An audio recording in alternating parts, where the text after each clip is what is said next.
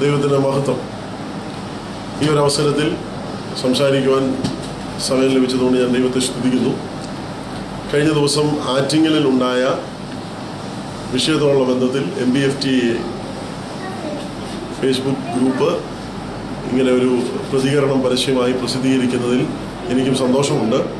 കർത്താവിൻ്റെ വയലിൽ അധ്വാനിക്കുന്ന ഒരു കർത്തൃദാസൻ എന്ന നിലയ്ക്ക് എന്നെ കേൾക്കുന്ന എല്ലാവരോടുമായിട്ട് ഞാൻ പറയട്ടെ, ഈ അനുഭവത്തെ, ഈ പ്രസ്ഥാനത്തെ തകർത്ത് കളയുവാൻ ലോകത്തിലെ ഒരു ശക്തിക്കും സാധ്യമല്ല.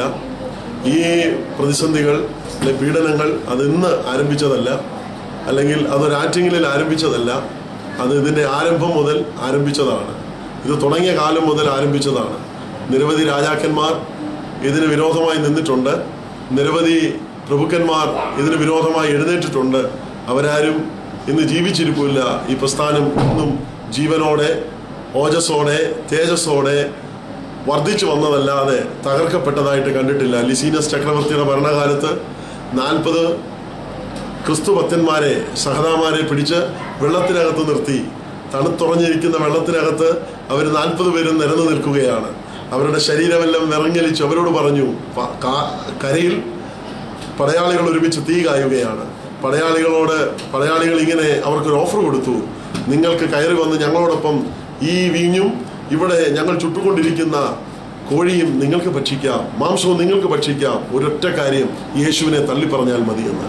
അവർ 40 പേരും അവരുടെ പ്രാണൻ പോകത്തക്ക നിലയിലായപ്പോഴും തള്ളിപ്പറഞ്ഞില്ല. എന്നാൽ അതിലൊരുവൻ ഈ തണുപ്പ് എനിക്ക് സഹിക്കുവാൻ വയ്യ എന്ന് പറഞ്ഞ് തിരിച്ചു കയറി വരുന്ന ആ സമയം ഞാൻ എൻ്റെ കണ്ണുകളിൽ കാണുകയാണ്. നിങ്ങൾ നോക്കൂ, അദ്ദേഹം കയറി വരാൻ തുടങ്ങിയപ്പോൾ ഈ പടയാളികളിൽ ഒരുവൻ, മദ്യപിച്ചുകൊണ്ടിരുന്ന പടയാളികളിൽ ഒരുവൻ അവരെ നോക്കി, 40 പേരെ നോക്കിക്കഴിഞ്ഞിട്ട് ആകാശത്തിലേക്ക് നോക്കി. ആകാശത്തിലോട്ട് നോക്കിയപ്പോൾ അദ്ദേഹം കാണുന്നത് 40 കിരീടങ്ങൾ ഇറങ്ങി വരുന്നതാണ്. ഈ 40 കിരീടങ്ങൾ ഇറങ്ങി വരുന്ന കാഴ്ച കണ്ടപ്പോൾ പടയാളികളിൽ ഒരുവൻ പറഞ്ഞു, അദ്ദേഹം കയറിപ്പോന്നോട്ട്, ഞാൻ യേശുവിൽ വിശ്വസിക്കുന്നുവെന്ന്. എന്തൊക്കെ വന്നാലും യേശുവിലുള്ള വിശ്വാസം തള്ളിക്കളയുവാൻ, യേശുവിനെ തള്ളിപ്പറയുവാൻ ഞങ്ങൾക്കാവതല്ല. അതിന് പ്രതികൂലമോ പീഡയോ ഒന്നും സാധ്യമല്ല. പൗലോസിനോട് ചേർന്ന് പറഞ്ഞ്, ഞാൻ എൻ്റെ വാക്കുകൾക്ക് വിരാമം കുറിക്കട്ടെ.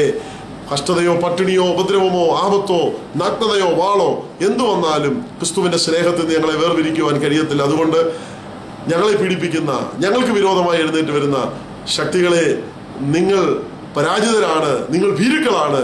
ഞങ്ങൾ ജയഭേരി മുഴക്കി കർത്താവിനോട് എന്നും ജീവിക്കാൻ ഞങ്ങൾ ഒരുക്കമുള്ളവരാണ്. ജീവൻ കൊടുക്കുവാനും ഞങ്ങൾ തയ്യാറാണ്. ദൈവം എല്ലാവരെയും അനുഗ്രഹിക്കും.